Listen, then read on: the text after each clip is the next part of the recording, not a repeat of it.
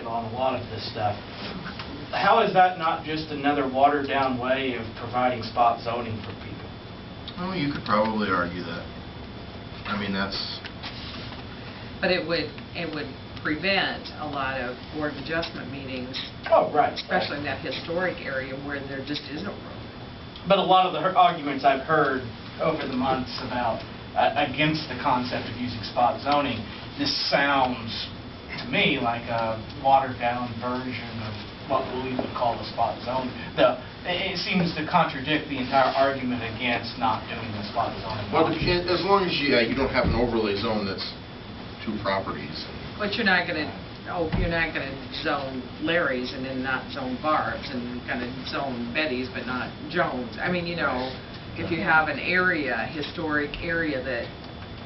If it makes sense for one, it makes sense for all. Well, everybody in that particular area. But we're not coming to their But in essence, if you see what I'm saying is that one little special area inside of the R1 is now for pseudo its own spot zone. Because you've basically taken this little block and turned it from an R1 into an R1S, or an R1 special. And they bought that property with that little bit. And I think that's where. But that's what I'm just getting into. We're back to the ignorance part, aren't we? I'm saying, you know, well, I'm buying a smaller car, a smaller SUV, because I have one of those tiny garages that was built 58, 70 years ago, and I can't get a big one in there, so I don't buy big ones. My husband is just. Yeah. Well, you have to be pretty sober to get in there. You have to think about if it makes sense too. I mean, right. One thing makes sense. For the neighborhood. If the neighborhood wants to grow and stay and have family, and like they got lots and lots of kids, they probably can't get them all in a little.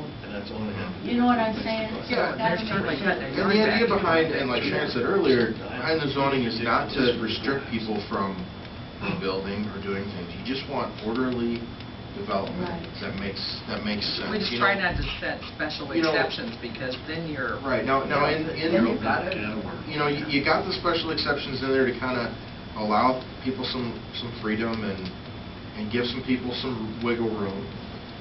Effectively, the Board of Adjustment can approve those things to make sure that people aren't taking too much. You know, because sometimes you give an inch and people will take a foot. But you know, you got to look at, and that's the idea behind planning. You know, for example, the small garages and the more compact areas. Maybe if you got an older area of town and it's kind of historic and things were a little compact, more, you know, or things were smaller back then. Now garages need to be a little bit bigger and yards a little bit smaller. And if the city's okay with that, then that makes sense.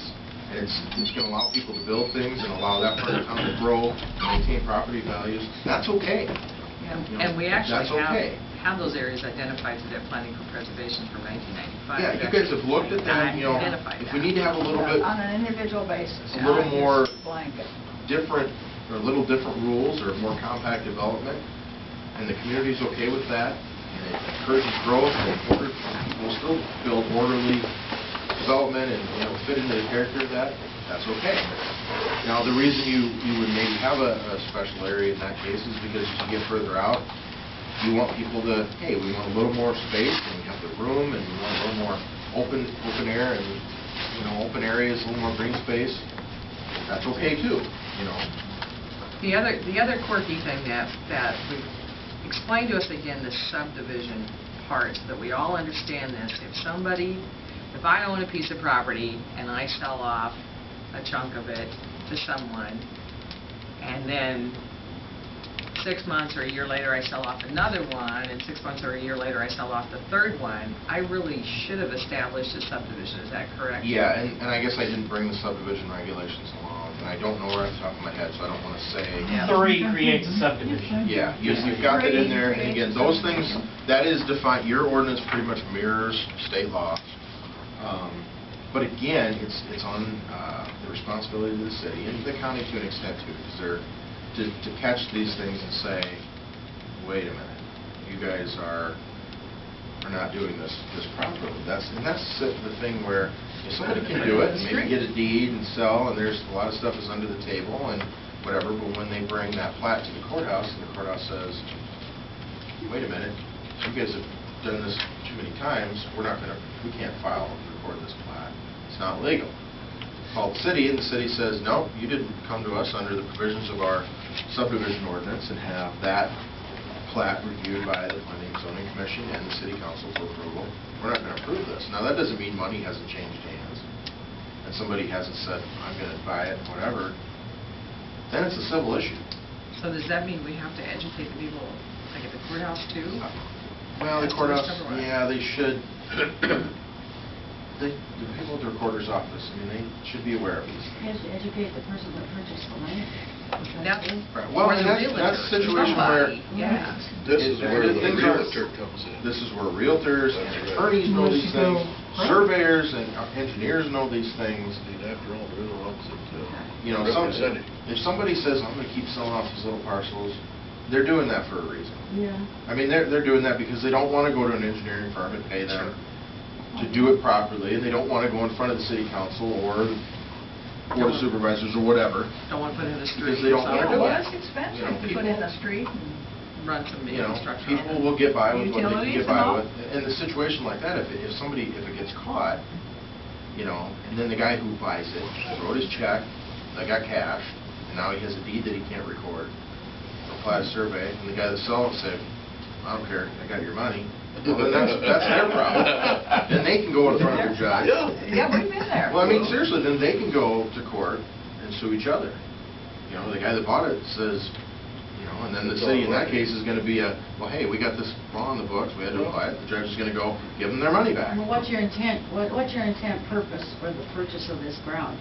That's where it all begins. It doesn't begin with us. Right. It begins before it gets to us. Right, and that again, that provision. This may And I maintain that the realtor knows this. Sure they He do. sells the property. With the highway, you know, and stuff, we have the potential of seeing this happen more than once. We need to make sure that we understand what our responsibilities are and who is supposed to monitor it who or... both sell and buy property in that respect, they know what's going on. Yeah, we know Again, that. you go back to, Before. if you're going to sell off a 3-acre parcel, you're going to go to a surveyor to draw up that legal description and draw up that piece of paper. The surveyor can tell you, wait a minute, the city has subdivision ordinance on the books. Something's And the wrong. property owner is going to say, I don't care, I'm not going to listen. If I'm buying it, I should have an attorney look over things, and the attorney's going to say, you have this on the books. If I say I don't care, you're not getting, you know. Do we need to take subdivision ordinances to all the Well, attorneys and the surveyors and... They should have those things Available to them. available. Are they online? Mhm. Okay. Yeah. Of course, you're also yeah. assuming that they're using a local attorney, too. You know, you guys have had things online. Attorneys are trained in this. Surveyors and engineers are trained in this.